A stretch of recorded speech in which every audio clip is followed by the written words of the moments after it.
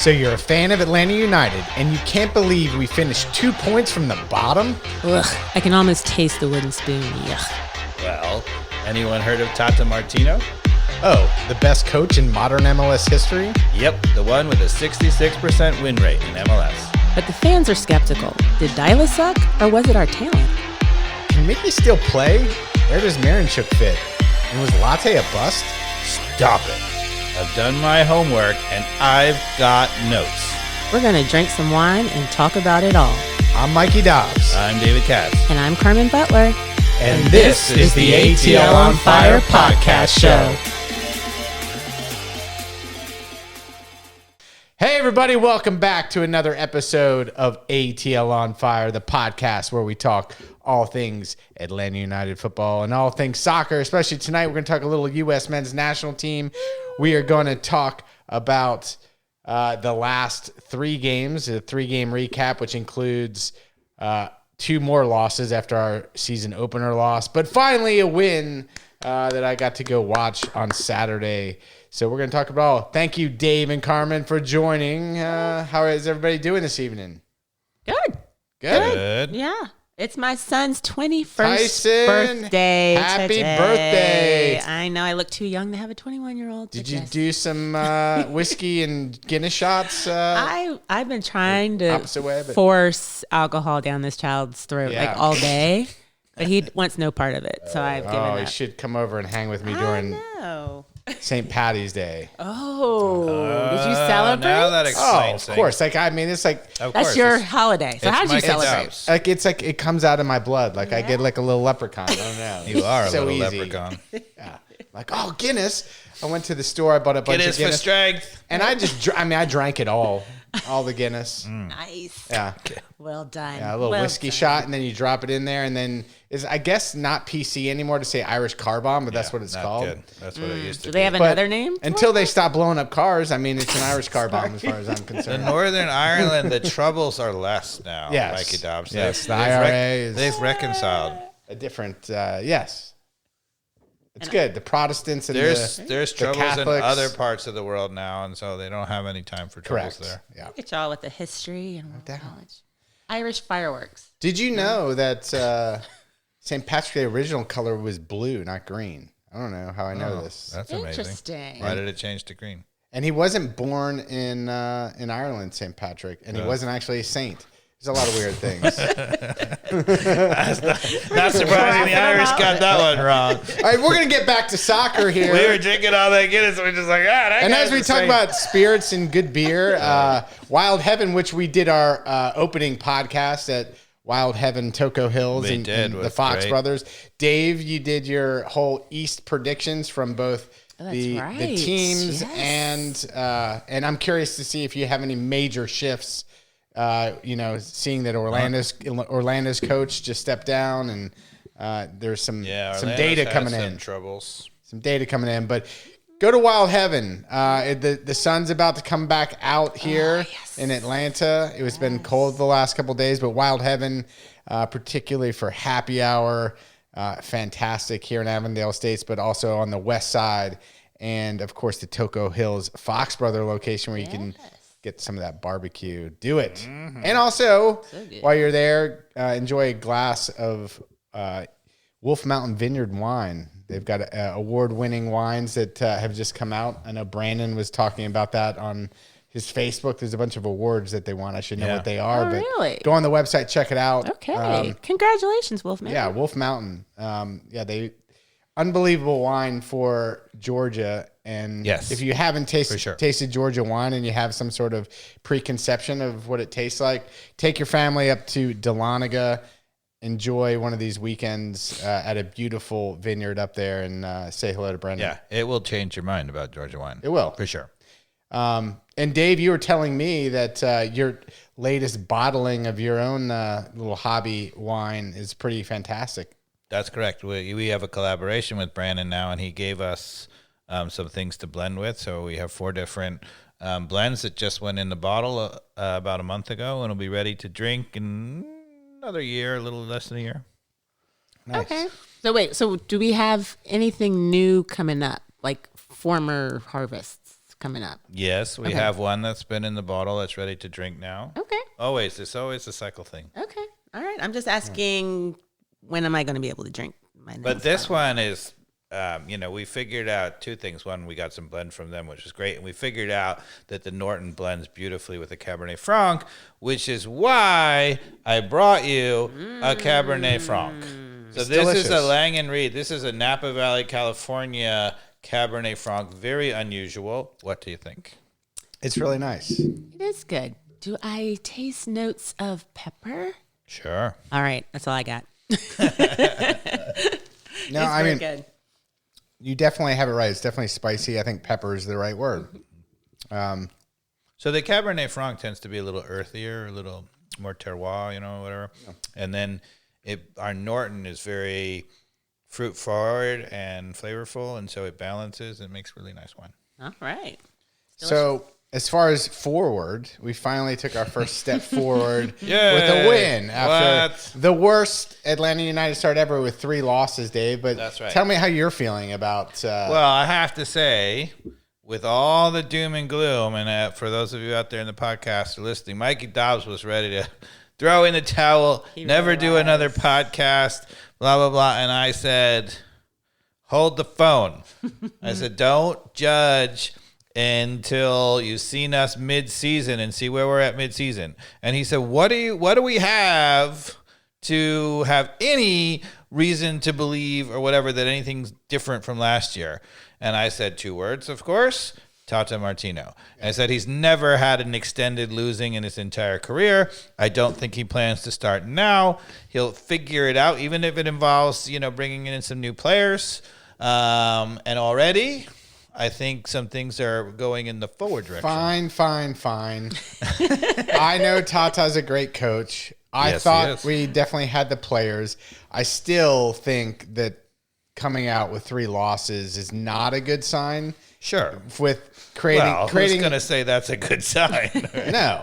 And I just feel like it's going to be an uphill battle. Even having seen our win, there was some great things, but I still know there's a ton of time. Yeah. But my point being, like, do we land in 4th like you predicted? I don't know about that. I still am very skeptical that we could reach that level after seeing what I've seen so far. We're going to find out. We're going to find out. I think we are one player or one shift in players away from really being good.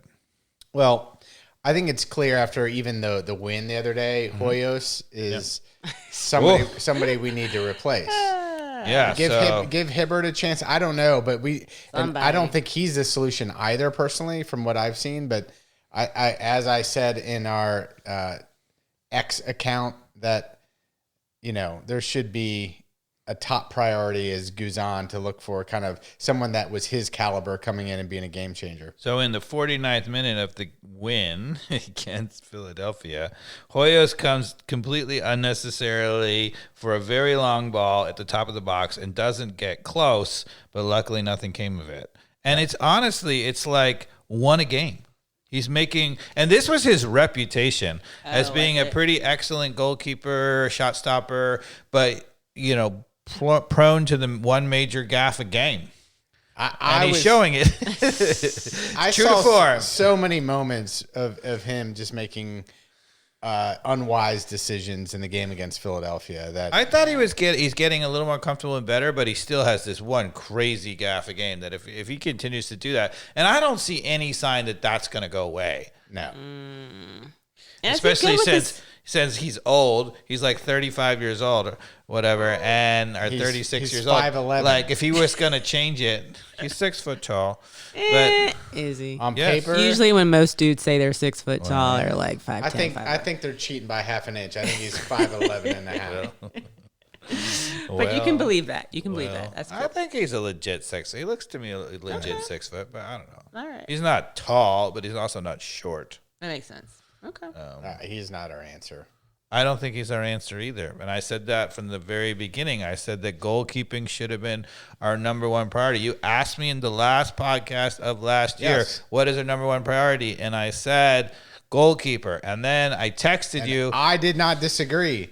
I think that the team, when they turn around and look and say that guy's gonna put something on the table that's gonna give us that extra, which early on in Brad Guzan's days, the whole team turned around and was like, we got that guy back there.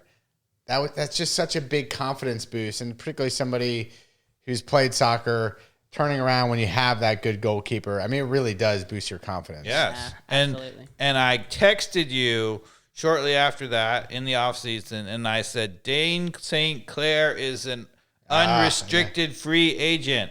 Why don't we get him? And then I texted you, the sky is falling. Miami got him. So how do you want to tackle this podcast? You want to talk about the Philadelphia We have two game? games to talk about: Salt Lake City and Philadelphia. I thought only two, but okay, yeah, we don't have because we were there at the other one. Oh, that's right. I don't know. That's fair. It was terrible. So yeah, I think we talk about the Philadelphia game. Yeah, well, we can talk first about Salt Lake City because there's a contrast. Okay, right? Because that's the two things. You were at the Salt Lake game. The Salt Lake City is like the lowest of lows. This was where Miranchuk had a brace, right? Yes, and we lost 3-2. We finally scored, but oh my God! So this is what I wrote prior to kickoff. Okay, it's from my notes. I wrote, I really don't get the starting lineup. The midfield of Muyumba at defensive midfield, Alzate and Sanchez is just awful. Why Jacob at right back when he has been so good at defensive midfield? And seems like Tata wants to upgrade on Hernandez, but why not Edwards? But here's the big thing. I wrote, and Barikal and Mihai with no pace and no protection from Muyumba is a danger zone. Yeah. That was awfully prescient. Because on the opening goal, Salt Lake City gets a counter. Barikal is just watching as the forward runs right behind him, 0-1, right? And then on the third goal, right, Barikal fails to close down the attacker because he's afraid and then gets dribbled by and curled in the far post. Like, it was an awful performance from Barikal. I mean, awful. The one way ran by him and made him look like a cone. So I'm like, is he even running? So why is this from a La Liga guy that you were expecting to have kind of that level of class? Well, I don't know. I didn't see him in La Liga, and I only saw him when he came here. I said, look, La Liga, it's a legit, it's a legit credential, but usually when you leave La Liga and you're still only 26, 27 like him, there's got to be a warning sign. But I'm like, okay, and I felt like, okay, look. It can't be any worse, right? Williams and Abraham. That's true. It's got to be an upgrade. True. But I said, I'm not wearing it now, but at the end of the year, I'm like, I need a boost of optimism. So I went and bought myself an Atlanta United jersey, and I got a Mihai because I was like, ain't no way I'm getting Barikal. I watched the two of them, and even though Barikal has the stronger, supposed credentials, I'm like, he did not look good to me at the end of last season, even in the only, 5 games he played or something? Yeah. What jersey did you get? The one with the stripe? I got the home one. You got the home one. Yeah, it's nice. The classic, 5-stripe. 5-stripe. Okay. All right, nice. So Mihai. And then, so that one's great. And Mihai's been way better. Yeah, Miha still looks like he's the real deal. Yeah, he can crunch somebody, and he reads the game, and he's not afraid. In fact, I don't know. I guess we don't have the game pulled up, but there was one moment in the second game where it just totally illustrates what we were talking about all last year, where Philadelphia was trying to clear it out of their end, and Miaz just read the danger, and about 10 yards over midfield, somewhere in that range, he just won and stepped in front and won the ball, and then we went right back on offense. And I'm like, when's the last time we saw that? One of our center backs reading it, being aggressive, stepping in front, and winning the ball. Yeah. Like, never. So maybe even never. Maybe not even our championship team. Maybe we got to go back to Parkhurst. In this Real Salt Lake game, Jacob was at right back. He was okay. I didn't know that. I know that was the case in the Philadelphia game, but okay. So, what was crazy is that I thought, the one bright spot was Jacob in the defensive midfield, right? And then he moves him to right back. And I think, as I wrote here, is that he's clearly looking for an upgrade on Hernandez, who, defensively. And I think he has a lot of faith in Jacob, and he feels like he can play all over. Now, the moment prior to the Salt Lake City at the end of the previous game where he moved Jacob from center midfield back to right back in the middle of the game, he looked totally out of sorts. I mean, he looked awful in that last 10 minutes at right back. But I was like, well, maybe he's tired, and it's hard for a young kid to switch in the middle of the play. For the first time against Philadelphia, he really looked comfortable, and he played well. Okay. But I still think, honestly, with his traits, he looks to me a much better defensive midfielder than he does as a right back. And clearly Tata has that in his head in terms of the Rubik's Cube he's trying to create. So the answer to me, and I don't know why, I think Tata's slowly trying to see it, but I don't think he has enough confidence and faith in Edwards because he wants to upgrade on Hernandez. And Edwards is an upgrade too, but he doesn't have enough faith in him, so that's why Jacob. But if Edwards can take that spot, then Jacob goes back to defensive midfield, and everything gets better. Yeah. So we also had... That's my one thing that I think that one move that we're away from really turning the corner. Okay. Gregerson's back. Gregerson was a big upgrade. Gregerson sighting. How long will we see him on the field though? Apparently over under Carmen. Carmen, you think he's gonna make it 2 full games? I don't. He even went down in this game, and everyone behind us was like, "And we will not see him that's again." the last we see him. That's exactly what I was thinking. I was like, that's it. Although, I mean, I don't disagree with you, but I saw an interview with him. One of the things they're doing to try to keep him on the field, they are blood testing him for inflammation markers. What? Which I think is really cool as a molecular biologist. Okay, what is dumb that down? Cat's got his sexy voice on it. Dumb that down for the us people.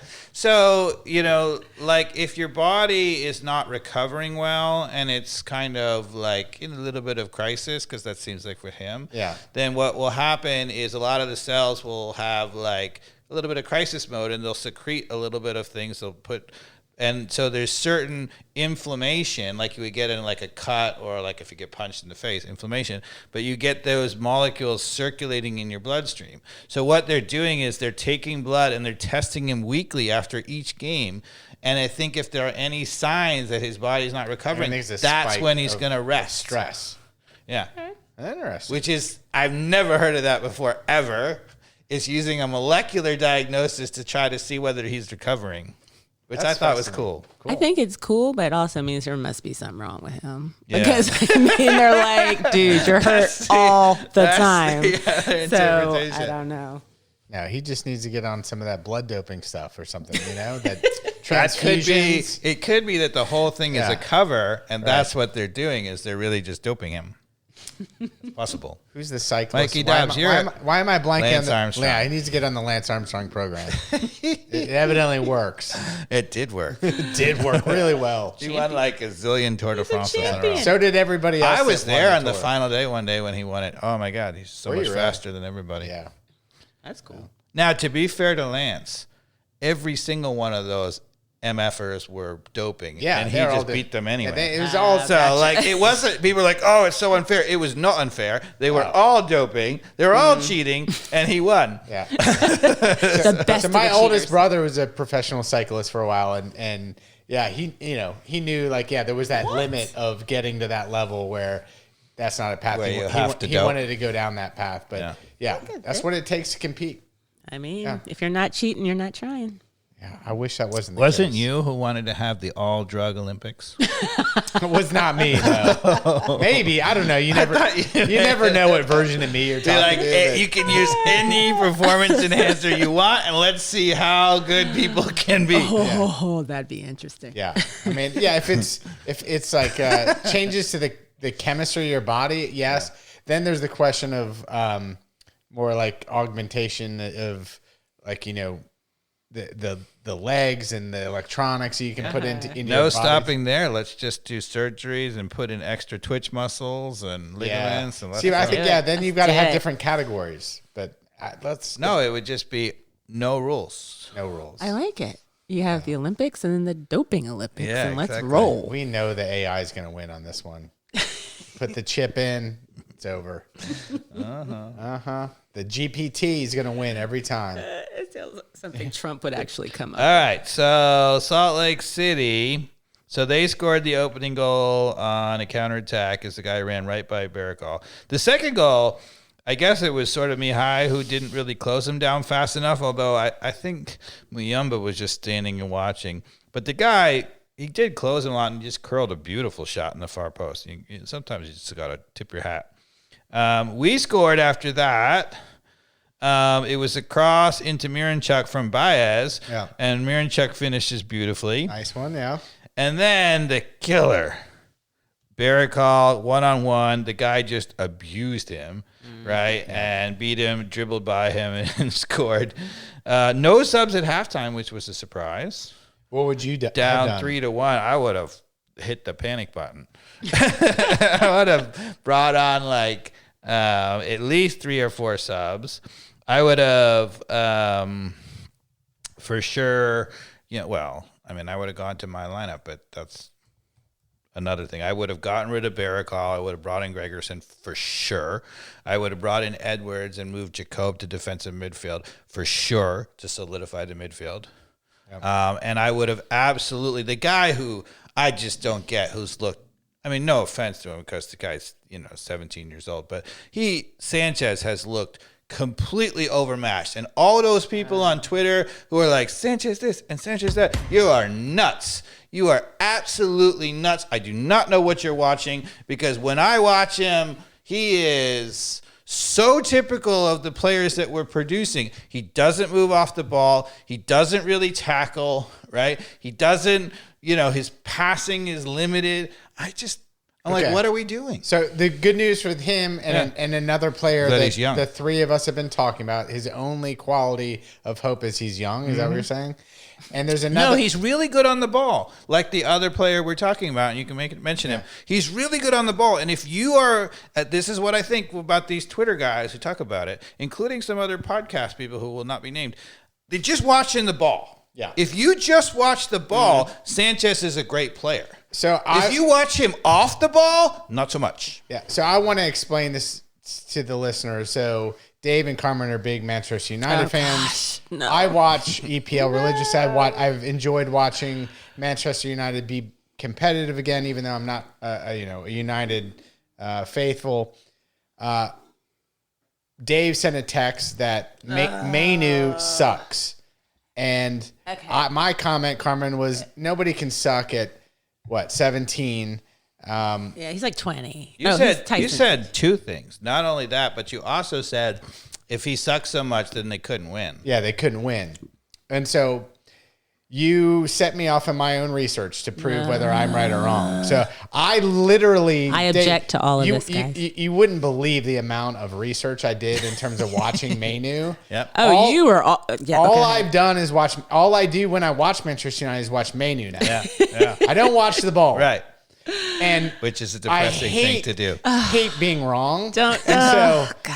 As I watched the tape, I was flabbergasted at his uselessness. Yes. So the best quality that he's doing, Dave, to allow the rest of the players to achieve their best level is just kind of be out of their way and facilitate basic passes. Yep. He does nothing that's cutting the lines and in fact, this last game I watched, he actually gave up the ball multiple times with bad passes when he was trying to actually do anything that was like creatively forward. Going back is an embarrassment to watch for the coaches of Manchester United not to have a sit down with him and say, son, if you do this one more time and start meandering backwards and staring and not getting back, figuring out the danger, turning your hips and figuring out where the danger is. And there's so much danger around you. And don't worry about the buttons. That's just a random button. That's a random button. We'll figure it out here to say, but oh my gosh, it was so painful. And it continues to be painful watching him. And he never gets a tackle in. So he's out of position. He never gets a tackle in. He doesn't win the ball. And old man Casemiro, who, God bless him, he is old. And you were like, look, he's old and he sucks. And he's old. I never said that. Well, you kind of said he looks so old, like, should he even be on the pitch? And I kind of agree with that, like, because he's getting there. He's at the end. But he's still running circles around Mainu. Like, he's in the right position all the time. Well, everybody, when Mainu is like, I mean, I can't even like describe the space that he is just meandering in the middle of the field. So awful. And guys, I love Kobe Mainu. Like, love him, which is why I went. I did a terrible thing. Go ahead, Carmen. Yeah, it was awful. And Katz was like, no, I'm going to show you. So I literally went over to Katz's house and watched a half of soccer. And when I say, as much as I love Kobe Mainu, love him. Like, if I had a kid, I'd want him to be Kobe Mainu. He's like my kid's age. It was awful. Yeah. He looked just lost half the time. Lost. But it really did show. If you watch somebody off the ball, it's a whole different thing. They could be great with the ball at their feet, play a quick pass, but to watch them off the ball and they're not like creating space, they're not like taking the quick look over their shoulder and seeing where the danger, all of that, it's amazing. None of it. And scary. Yeah. And so do you think there's a lack of doing that at professional soccer clubs, Dave, when looking at all the video that they have on their own assets to, and it's not that they like someone like Mainu or Sanchez can really use the advice, right? Of understand, be like, hey son, when you're drifting back into the box, let me show you. Like, you're drifting back in the box. You should be 10 yards further back. Your hips should be turned, and you should be looking at that guy right there who's about to maybe get the ball. Yeah, and here's the other thing that's so damning about Kobe Mainu is he's standing next to one of the best positional players who's played defensive midfield in a long time. Yeah. And how he's not looking over there and being like, why am I not doing that? Yeah. Even if the coach isn't telling you, you would be like, oh, if I'm playing next to a guy like that, a legend, I would watch him and be like, okay, can I emulate? And like 3 of the game replays that I watched when he's like jogging, like the other team is like in offensive attacking mode. He's like jogging back in the center of the field, and there's a guy that's like running off his blind side, and he doesn't swivel his head. He's got no clue of the danger behind him. No idea. That's racing behind his back. No idea. I was losing my mind. Okay. And you know the other guy? I hate to say this. It's the other Twitter favorite. It's Jay Fortune. Yeah. Same thing. You've been saying that for a while. Good on the ball, not good off the ball. Because the guys just stand around waiting for the ball. And then they come to life when somebody gives them the ball. Yeah. But you cannot play soccer that way. You will never win at a high level. He's heating up. There it is. He's on fire. We did it. We talked some Mainu. I feel better now. Of course, my sons, they never chat. At least Troy. And Troy is now on the chat being like, it's the worst take on this podcast ever. Just watch with cats. You need to go watch some tape. Just watch the one player. It is and the same thing is if you watch Sanchez, God bless, it's the same thing. Now, Sanchez, I think he has a little energy to him. I was going to say, he's got a Sanchez has gotten some yellow cards by putting in a tackle. I'll give him that. Yeah. When it's around him, and Kobe Mainu will occasionally do this too. He'll suddenly, when the ball is close to him, he'll come to life, and he looks like he's working really hard around the ball. And people are like, look at him. He's hounding the ball. But the rest of the time, he's just checked out. Like, he's totally checked out. Drifting. He's a drifter. And he has no idea where he's supposed to be. He's not even drifting in a good spot. No, he's not even drifting in a good spot. Miranchuk knows how to drift in a good spot. Yes. He's getting open. Because the other thing is, if you're not defending, you got to be getting open for when the ball turns over. Now let's go through him. And he doesn't do that, which is why he also doesn't get on the ball enough. And so, you can naysay us all you want, but if you're scoring a bunch of goals doing that when you have your little drifting moments, then I'll zip it. Yeah. But at the end of the day, Well, that and means, then the other thing is if you show up in the box, you got to be able to show up in the box and finish. Well, Minu never shows up in the box. dude, he's nowhere near the box. No. Like He stops. He hits like a force field. He doesn't even come into the picture. I swear to God, I am waiting for him to come into the picture. Yes. I'm like, oh, he was just there. Why is he not at the top of the box? It feels like he has one of those dog collars on, and it zaps, and he gets to 25. Even when he runs towards the box, he like hits the brakes. Yeah. And you're like, okay, because he's a defensive midfielder. Yeah. So that's fine, right? So if you're, first of all, you got to take your moments, even as a defensive midfielder. And Casemiro is perfect about this. Casemiro scored 9 goals this year, which is crazy, mostly off of set pieces. But anyway, amazing. He's good on set pieces too. Kobe Minu, you watch him on set pieces? Nothing. Anyway, but the other thing about it is that, like, if you're going to be a strictly defensive midfielder, and there are players like this, right? Then what you do is you don't just stop 25 yards outside of the goal, right? You then start looking around at when the ball is going to turn over. Where can I close it down? He does not do that. He just stands there. So how would you compare? Let's get off Sanchez and go to Moyumba. What are his weaknesses and qualities, Dave? Moyumba's also really good on the ball. His passing in little tight spaces is excellent. His ball control is pretty excellent. He really lacks. You rarely see Moyumba play a line splitting ball where he goes to the next level like a Miranchuk does all the time. I don't feel like Moyumba's lost though. Like he's not drifting. He's active. Not. He's active. He's not lost like Minu is. No, but he completely fails to read the danger. Yeah. So he just runs around all the time, actively trying to go after the ball and has no sophistication to it. So if you do anything kind of sophisticated, he'll just chase the rabbit in front of him. Right. And he has anybody going behind him. He's a workhorse. Yeah. And so to me, if you add that on top of a guy who's tactically, in the right spots, like Sleaze was a little bit, that like Jacob. Because you're forcing the other players into mistakes. Exactly, because then you have the really good player picking up the danger, and then the second guy has to be all action, and that's it. He could be really good. So he's like the second defensive midfielder would be great. So I've always said that when we go on the road in a tough game, playing Muyumba as a second defensive midfielder with a really tactically good one behind him is excellent. Yeah. And could Kobe Manu be that? Maybe, if you had Casemiro doing all it by himself and then him doing it, but he doesn't do it. He's not nearly as active as Muyumba is. But Muyumba tactically is naive. I mean, and if you're relying on him to protect your back four, which to me is always reading the danger, finding the guy where the ball's going to end up, who's going to either play the killer pass or going to score from just outside the box, he ain't going to do it. Okay. He will not protect. So who are your 3 midfielders if you're starting this Saturday against DC United? So if I had my 3 midfielders, it would be Jacob, first of all, for sure, defensive midfield. Okay.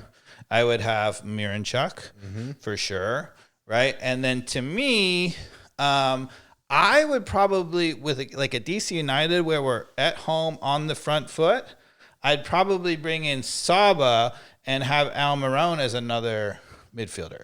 So I would be really aggressive. I'd play with only one defensive midfielder and Jacob, stay at home all the time, and I'd have 2 guys in front of him, Miranchuk, and probably interchangeably Saba and Almiron, or Almiron with Saba out wide, whatever. You could play one of them as the front 3 and the other one as the extra midfielder.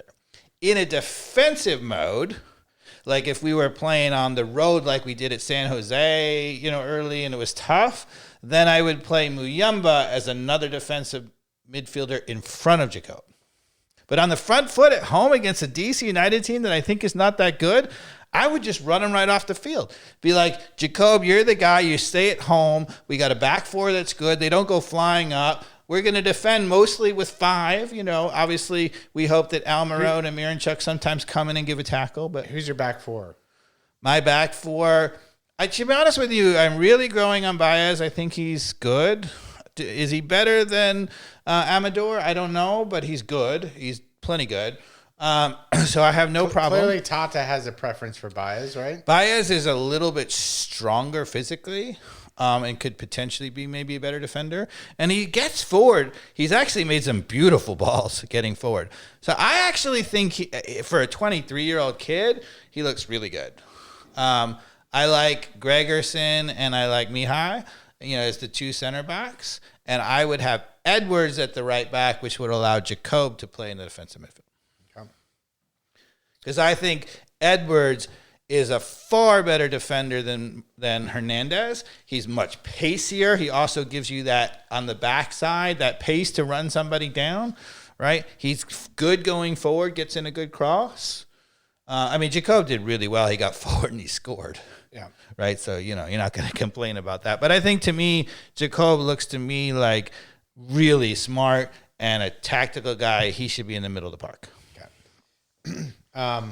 It was great to see Latte Loth break the ice and get a goal right out of the gates for the win against People Philadelphia. forget he had a beautiful assist in the previous game, too. Yeah, he did. And it was the right play because he could have probably scored, but chose to lay it off. He for squared the Miranchuk. ball. Yeah, he squared it to Miranchuk for a simple tap-in, basically. That's right. Yeah. It's very smart. So he's starting to, it's clear that Tata is talking to him. And he has, what does he have? The quality is he's pacey as heck. He's pacey as heck. And part of my thing is it's like, man, he's putting in a lot of work and he almost should be putting in less work to just save it up. He's not standing around. He definitely doesn't stand around. Mm-hmm. But although early in the season he was a little bit more, and I think Tata is on him. Do not stand around. Do not stand around. But also, why is it that Tata can't figure out tactically how to get the ball out wide and play an early cross into that guy when he's in the box? That early ball, we haven't the seen old that. Gressel ball. Yeah, well, there's no Gressel They ball. just put it out in front, I mean, But they're learning. They actually, under Dyla, there was a moment last year where I thought they were learning, where Almiron and Miranchuk were like, look, sometimes you get the ball and just flip it over the top because he's gone. He's that fast. And they're learning. Yeah. They're absolutely learning. I feel like the opportunities now for Latte Loth are more of the more direct ball in behind in a very straight pattern, like the way he scored that goal, versus what he's clearly good at is getting up and getting a header, and we're not seeing that in terms of opportunities. That's true. But the guys who have been on the ball to deliver that quick strike in the midfield, like to get him off, right, have been Muyumba and Sanchez, and he's not going to do it. Yeah, but out wide, right, we've got, Almiron can deliver across. Saba can deliver across. I love both outside backs can deliver across for sure. Baez can deliver a ball. There's no lack of, and Amador is clearly somebody who can deliver. Amador can deliver a terrific ball. So I don't understand why that can't be a part of the blend that's yet to happen in terms of. The people on the podcast other side must be losing their mind because, of course, I'm not thinking. So the guy who would start, not Saba, it should be Galarza. Galarza's been terrific in his two appearances. He looks like the ball-winning box-to-box guy who can play the early ball. So my center midfielder would be Jacob, Galarza, and Miranchuk, and then the front three would still I was going to say we were missing somebody. Yeah. I was doing the math in my head. I was like, we're missing someone. Almiron, Latte, I failed you on that, but I was just saying I'm a little fatigued from the long day. Yeah. And I was like, I don't want to be the one. I was like, Dave, we're talking about three in the midfield. I was like, we got three in front of them. I was like, this math isn't working for me, but whatever. So I would have Galarza, and then the front line I would have Saba. Well, let's talk a little Latte, Galarza. Galarza looks legit. The movement. He looked better that first game, to be honest. I thought. Well, the first game he came on with 30 minutes to go. He was super fresh, and everybody else was tired. Yeah. The second game is his first time going from the start, so we give him a little bit. I still thought he looked. Yeah, he looked good. He is if you look at against Sanchez, movement is better. His ball making ability is better. So again, if we can have tackling is better. If we can have Jacob behind him. Yep. Is what you're saying. Yep. And then Galarza and Miranchuk in the middle, center midfield. Saba, Latte, and Almiron as the top three. That's sorry for the fumble there, people, but that's what I was thinking too. And Galarza, because he's so new, was not a name that came flying out. And then we're saying like, yeah, maybe Matt Edwards is the right back, right? Is that what you're thinking? Absolutely. And then the rest of it fills in as. And then in a defensive, if there's sometimes when you want to play more defensive, you can bring Muyumba on, push Miranchuk up, and Saba comes off the bench. That's fine. Yeah. So that's a more defensive, stronger middle, right? Because then you have Galarza, Muyumba, and Jacob, who are all true center midfielders who are going to clog up the middle and can play little combinations. Absolutely. Yeah. That's what I would do. So Dave, we've kind of gone all over the place on this podcast. So what do you want to talk about? You want to talk more Philadelphia? You want to talk more about what you think we should do against DC United to move forward as a club and your optimism, which is MLS is a long season. It's a marathon, not a sprint, and everybody makes the playoffs. Except us last year, apparently. Yeah, well, but because we everyone makes the playoffs, that? but your odds go way up when you're in the top 4. Sure, That's absolutely. accurate. So you want to and have predicted. I mean, that I we'd think be in the the top 4. first move has got to be for us to solidify ourselves in the top 6 or 7. Don't be in the conversation for that one-off, 8-9 game or whatever. Don't do that, and then push on from there. See how far you go. Right? If we in 6th, 7th place by mid-season and we're playing much better, then you have a chance to push on and end up But fourth. let's be honest, Carmen, with Dave here. If we lose to DC United at home, We're not losing to DC United. No. this is what I'm getting. But if we do, does your heart change a little bit? Because we should not lose to DC United this Saturday. No, we shouldn't. Now, one thing I will say, I am not sure that Tata really realizes how poor Barakal is. He got bailed out a little bit because Barakal was injured, didn't even make the bench. And then Gregerson played. I'm not sure that if Barakal is available that he doesn't go straight into the lineup again. I'm not sure Tata realizes that. I'm going to criticize him because that's what I would have said against Dyla. I would be like, he doesn't have a clue. And until Tata shows it. My gosh. I mean, I thought Gregerson, like you could see it. It's way better. Right from the stands. He was an authority. I mean, especially coming back his first game. Right. Well, it also allows Mihaj and other players on the outside to be more aggressive because he's got the pace to recover. Yeah. Like the one that Barakal got run by, if Gregerson had been even next to Barakal, he would have run him down. Right? So, Yeah, I thought Gregerson looked really good last way Saturday. better. He did. Way I thought so. better. Yeah. I mean, we were a little bit fortunate. I mean, I think so. The very first 10 minutes or so, they were on the front foot. Then we dominated the whole rest of the first half. We gave up the penalty kick, and it was a weak penalty kick. Baez kind of open hand pushed him a little bit in the back of the head. It was a little frustrated, but that was justice serves. That was, and then it hit the post. Yeah. So that helped. But then we still gave up a bad howler late in the game to our old friend Bedoya, who's 40 years old, right, just popping up in kick the the box. field goal. Oh my gosh. And at the back post with nobody looking. Yeah. I mean, at that point, we were playing with 5 in the back, and he's still standing wide open at the back post. Now you say, look, we made all those defensive subs, but like, why make all those defensive subs unless you have somebody to close them down? It's not. Right. It doesn't bode well. yeah. And it was on Jacob's side, right? He should have at that point, no, I don't need anything in the middle. We got three center backs, so I need to be doing it. So it was the guy who came from midfield, Bedoya, he was way out wide, and then he came and he kind of hit and got in there. But Jacob never turned and looked, which is another reason why I think he's not a right back. Okay. Doesn't look to me like a right back. I think if that's Edwards, he's on him. That's what I think. All right. Because he's been taught to do that. He's played right back consistently. He knows how to mark a guy. You skirted my question though. If we lose to DC United, what is your outlook on the season? You're just gonna be statistically strong and Tata like I find that an unacceptable answer if we lose to DC United. It's midfield. No, you can't say any one game. So first of all, it depends on how you lose, right? So if we play really well and we lose on some fluke or whatever, that's very different than if we just get run off the field. So that's one thing. But I am I said it, and I said it with Dyla. I say it with Tata. I say it even more with Tata because I think he's a much better coach.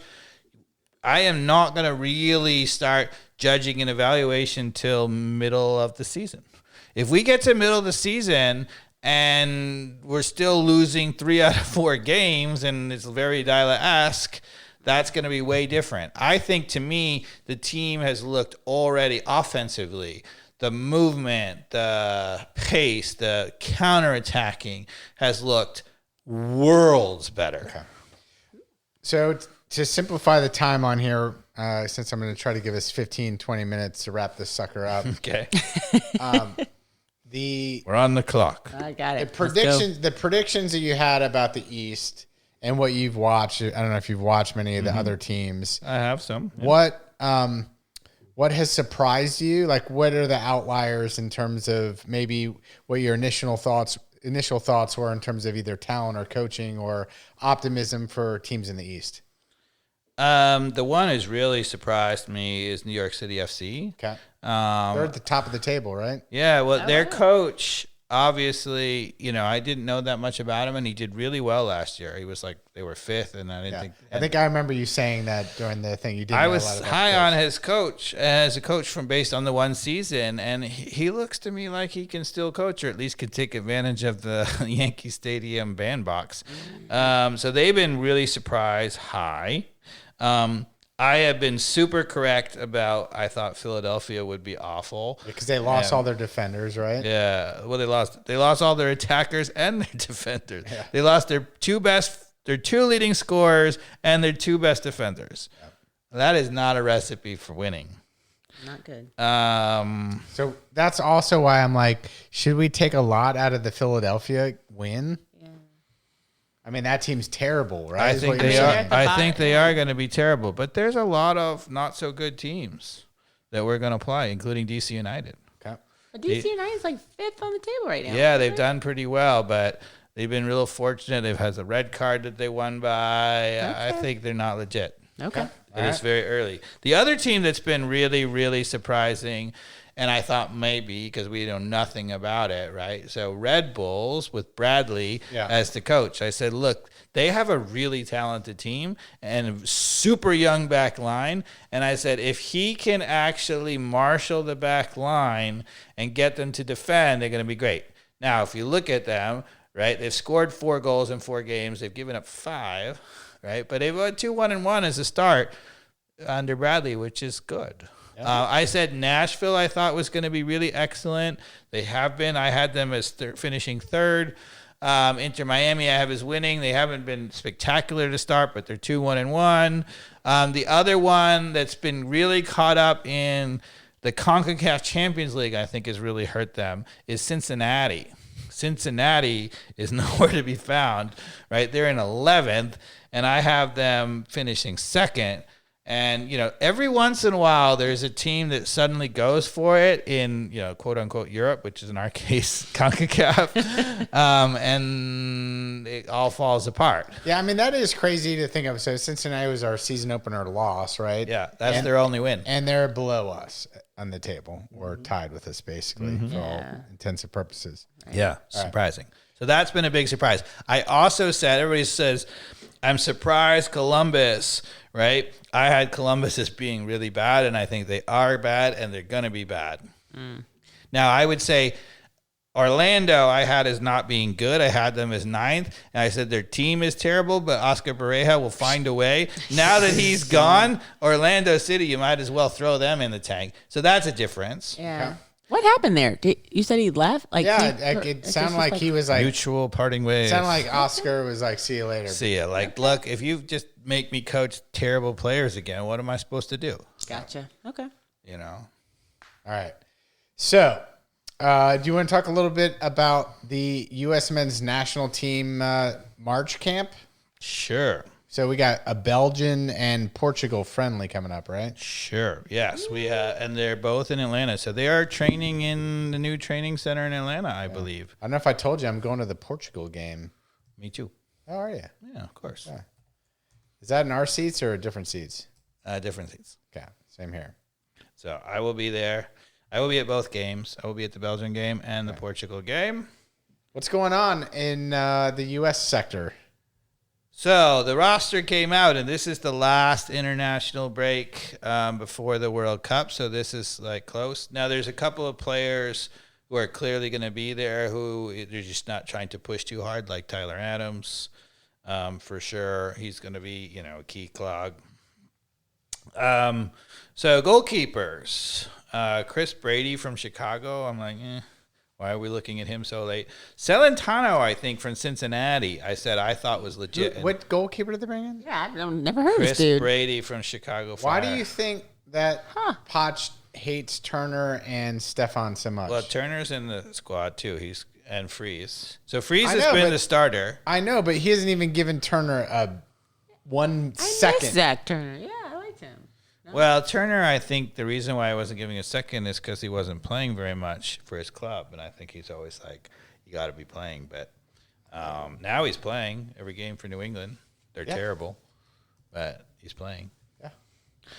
So Turner, Freeze, Celentano. I think Celentano is a dark horse, to make the squad. I think he could. I like him a lot. Defenders, Max Arston from Columbus Crew. I don't know why, again, we're looking at him so late. Alex Freeman, who I think is terrific for Villarreal. Mark McKenzie from Toulouse, makes sense. Tim Ream still holding on to his spot as an old man. Golly. Chris Richards, who's now healthy. Awesome. Who I think should I start. think Poch likes Arston. Yeah, he does. Same as he likes Berhalter. Because of their energy and their spirit.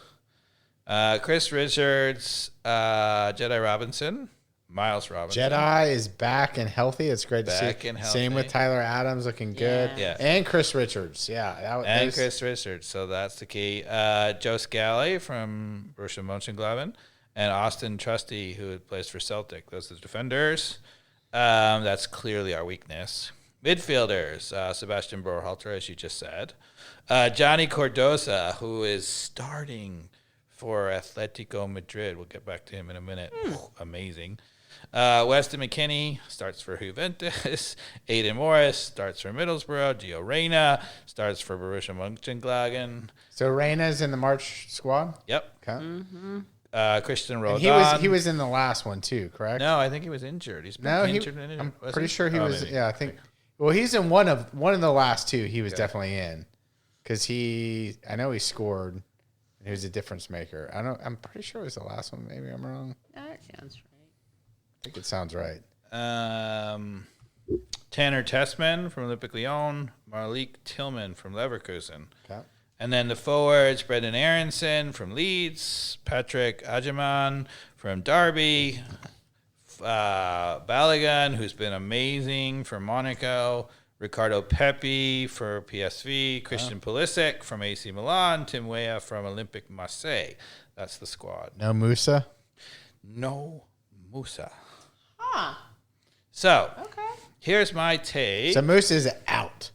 At this point, we haven't seen him in a single camp. He's and I'm shocked because I think he's legit. and no, it was Weston McKennie in this camp? Weston McKennie's in the camp, yeah. Okay. So his buddy Musa left out dangling.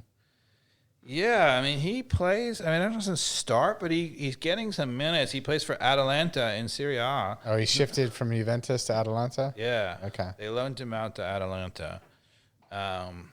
Anyway, what I wrote to you guys is I thought this is the best U.S. roster, the most in its prime U.S. roster ever playing at home with a good coach. Okay, hit us with some facts and ages. Let's Yeah, which is stunning. do it. So the goalkeepers question, I thought was between Freeze, Turner, Celentano, Schulte, and Stefan. Schulte and Stefan were the surprises not being included, but I think the goalkeeping will be fine. The other one who he's holding out, who's clearly going to be in the squad, who just trying to rest, is Serginho Dest. Doesn't want to overdo him coming back from all the injury. So he's giving Tyler Adams and he's giving Serginho Dest, I think, off because they are, they're just coming back from a lot of injuries. Doesn't want to overtax them. I think that makes a ton of sense. Yeah.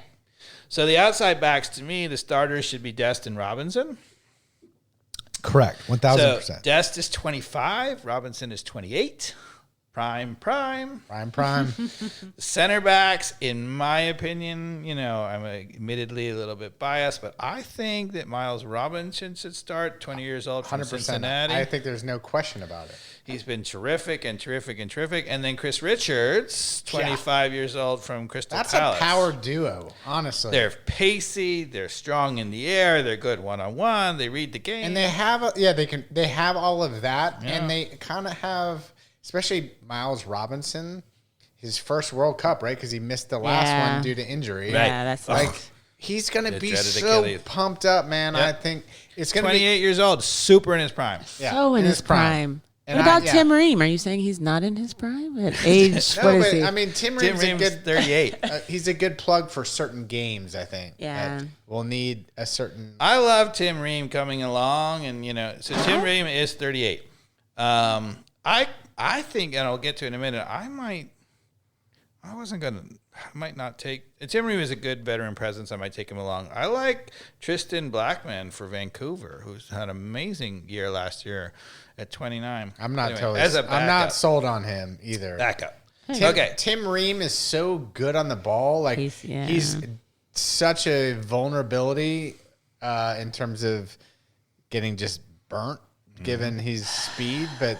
Man, talk about somebody, if you're playing out of the back, you give it to him on the foot, like he's going to make really good decisions. Mm-hmm. That's invaluable during a World Cup game. Yeah. But I get run back. I think we can go back to the tape, but at some point we said if Tim Ream is on our next World Cup team, there is something seriously wrong. Yes. Yeah. But that's what Dave and I are saying. We don't need him as a starter. I think if he was starting. And on the team, I don't mind. Yeah, Chris Richards and Miles Robinson are... I feel very... I love Tim Ream coming in even the last 7 minutes, smart, finding the guy closing off a game, too, for sure. That's true. I'll sleep tight with Richards and Miles Robinson. Yeah, so Richards at Crystal Palace. So defensive midfield, Tyler Adams from Bournemouth. I mean, if he is fit, to me, he's the best. And the backup would be Tanner Tessman, so Adams is 27 prime, Tessman 24, starts at Lyon prime. And then the attacking midfield, to me, Weston McKennie, obviously 27 prime, starting at Juventus, and Johnny Cardosa, 24 years old, starting at Atletico Madrid for Diego Simeone, who even our boy, why am I blanking? Help me out. Atlanta United players not even starting there at Atletico. Barco. No, Almada. Almada doesn't start. Yes. Yeah. Johnny Cardosa starts over Almada. Okay. Think about that. That's some. I mean, Almada is a guy who's probably going to be on the Argentinian squad and probably get real minutes. Yep, for sure. And then the front three, to me, Tim Weah, at 26 years old, playing for Marseille. So you're going to pull a red card and David Beckham moment in the World Cup, where he just got that out of his system in the Copa America? Please say it's out of his system. I think it's out of his system. Okay, I think so too. I love Tim Weah. Balogun, who's still only 24 years old at Monaco. Cow, is that right? Super in his prime. He's a baby. And Pulisic, still only 27 years old at AC Milan. Yeah. So my starting lineup, outside backs 25 years old, 28, center backs 28, 25, defensive midfielder 27, attacking midfielders 27, 24, front line 26, 24, 27. Yeah. I mean. Okay. Dude. And all starting at major clubs. Maybe you give the exception to the one MLS player who I have in my starting lineup, Miles Robinson. But he's playing at a very good Cincinnati team. He's the star in the MLS. And then the bench. Our bench. Talk about it. So Gio Reyna, I think, is a great wild card. Can do some things. He's still only 23 years old. Plays at Borussia Mönchengladbach. Patrick Egeman, who is doing really well, scoring goals in the championship for Derby, 25. Ricardo Pepi as the backup striker, still only 23. Oh, I would have thought he was much older. Yeah. Brendan Aronson, the all guy who comes in late in the game. Awesome. 25 years old. I was about what I was like, what is he, 25? 25, yeah. Still only 25. He's a little kid. 12. The reason why I think you're not yet seeing Yunus Musa, because Yunus Musa, how old is Yunus Musa? You want to guess? 23. 8. No, 8. I'll go 28. 23. That's still super young. He's a baby. All these people are babies. Aiden Morris, who I think is a great guy in the midfield, box-to-box guy, 24 years old, starting at Middlesbrough. Yeah. Malik Tillman, great player, really active. He's another wild card. Scoring goals. You know how old he is? He's got his own, like, Gio Reyna qualities. Yeah, a little bit. Could be that. You know how old he is? I'm going to go with 24. He's 23. Okay. Mark McKenzie, the other bench defender, 27 years old from Chile, is still in his prime. The only guy who's not in his prime, Tim Ream, 38, who I would still take on the squad. Alex Freeman, the outside back, who's the backup, I think, to Serginho Dest, starting at Villarreal in Spain, and 21 years old. Wow. Starting in La Liga. Okay. Joe Scally, the other outside back. Yeah. Starting at Borussia Mönchengladbach in the Bundesliga, 23. Yep. So I know. all healthy, nobody injured. So all as excited playing. as Dave is, if you pick the top 4 teams in the world and then go through the same exercise, you get scared. So I am optimistic that we should be able to make it. We're going to do that when our World Cup preview. A quarterfinal. You know what I mean? Like, Okay, that's actually very optimistic for you, Mikey Duff. Well, I feel like Semifinal. and you're always been semifinal. look, Yes. Semifinal. I think, look, as someone who, like, there's a lot of games to get to Obviously, the quarterfinal. depends on the draw, of course. Depends on the draw, but like, there's so, like, it gets so hard as soon as you get into the knockouts. So There's not too many. There's a couple teams that scare me, but not too many. So I mean, France scares me. France is. okay. Holland, Argentina, Brazil. Brazil's pretty scary. I would put them as the other team that really scares me. Italy, if they make it. Like, I'm being dead serious, man. We're gonna go through the squads though. We're gonna do a deep dive before the World Cup, and what we're gonna do Morocco, is go through the starting lineup, projected starting lineups, and the squad, and say, where are they playing? I think you're gonna be floored that actually our U.S. national team now, with the clubs they're playing at, holds up pretty well. With the exception of probably the top 2 or 3 or maybe 4, but like would be right there in terms of quality. And we're all in their prime. And that's not going to be true for these other clubs. I love the fact that we've got some guys in their prime, but I just do not think we have the same pedigree that some of these other nations have. I think you're going to be surprised. All right. I mean, look. We're going to do it. Not now because it's a little too early. I don't think I'll be surprised. I mean, I'll be like cheering them on, and I'll be the biggest fanboy ever. No, I mean, I think you're going to be surprised at. You think these World Cup rosters, like you just naturally think like everybody on Brazil plays for Real Madrid and Barcelona, and they don't, and that's what I think you're going to be surprised about. Yeah, no, I don't think I'm going to be surprised by that. I think just the overall pedigree of the depth that some of these teams have across even Europe is way and deeper. Brazil has an amazing coach. Yeah. But I think, have a really excellent coach. I think this is the depth. And I know you talked about our bench, and there was some exciting depth there. Some good players on our bench. Yeah. But I just think when you stack up the depth of some of the other like top 4 or 5 teams, which is what it takes to get to the semifinal, is you got to make it through that gauntlet. Sure. It's tough sledding. And keep in mind, There's we're so playing at home. Keep in mind, We are. I think that's a huge good for- advantage for getting out of the group. And That does 2 things. One is that your home and it's your home culture and your home fans rooting for you. But the other thing that's so unique about a World Cup in the U.S.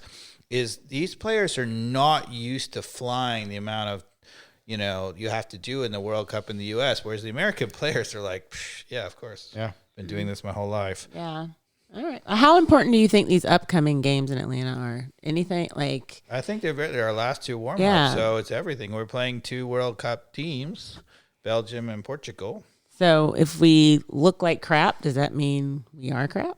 Yeah, it's not so good if we look like crap. But I'm expecting us to look really good in these two games. Okay. We have been, if you look at the Pochettino, right, we went through the period where he had this whole battle for the hearts and minds and soul of the team. And he won that battle, and he came out, and I think he got the buy-in. And now they're tactically playing much better. They're playing with a lot of confidence. I think you're going to see an excellent performance. Yeah. Okay. Are we going to see a 38, 39-year-old Cristiano Ronaldo in Atlanta? Yeah. No, he's hurt. Okay. He will not play. He hopes to make it back for the World Cup, but he will not play here in Atlanta. Okay. No. Yeah.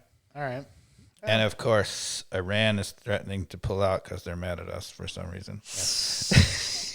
I thought Trump said they shouldn't play, that they couldn't play or whatever. I think it's so crazy that they're threatening to pull out. You're like, dude, would you even think about sending your team to America? Like, what? I don't know.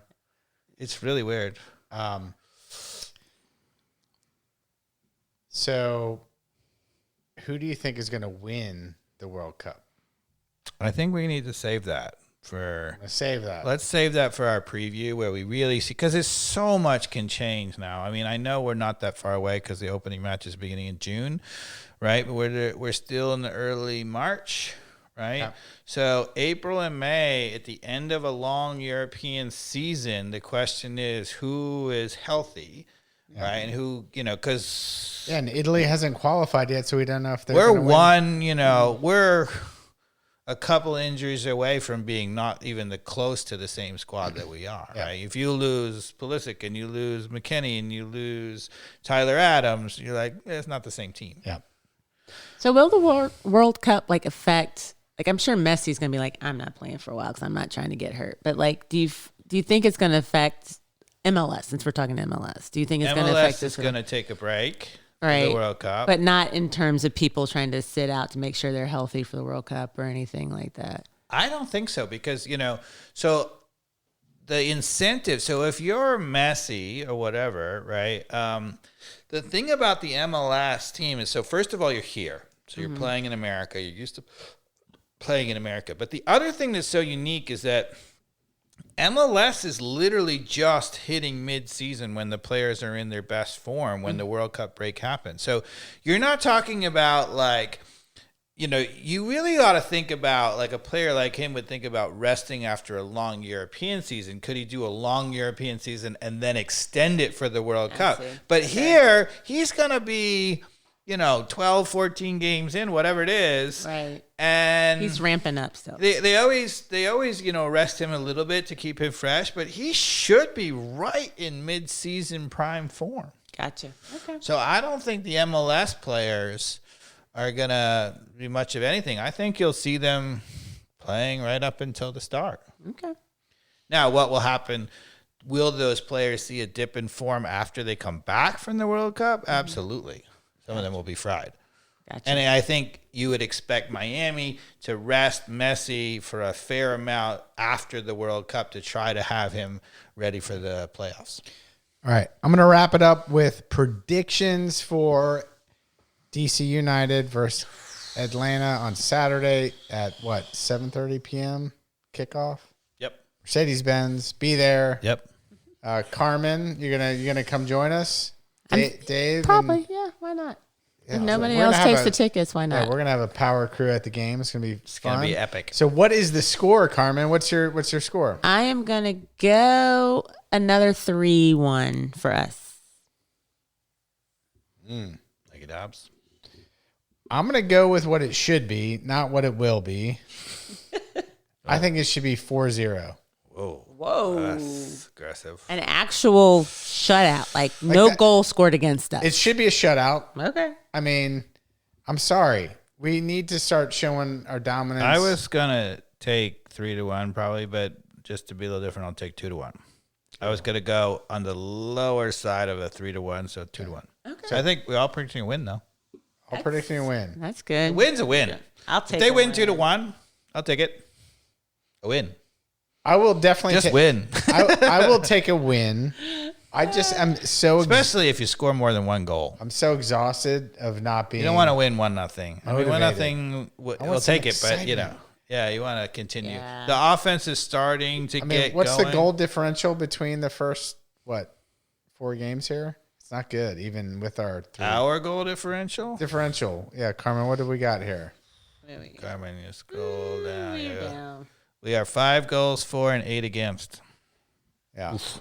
Yeah. See what I'm saying? That's why I. But we've scored all 5 of those goals in the last 2 games at home. I know we have. That's why I need 4 more this Saturday. So it's looked way better at home. Got to straighten this out. Got to straighten that table out. The remarkable thing about Tata the first time around is his record on the road was exactly the same as his record at home. Yeah. Also, I want to say, let's end on this with Miggy Almiron, who was the MVP of the last game, if I'm not mistaken. Yeah, he had all great. 3 assists, right? Yeah, he was all 3 assists. Was all over the place. Why do you think that is, Dave?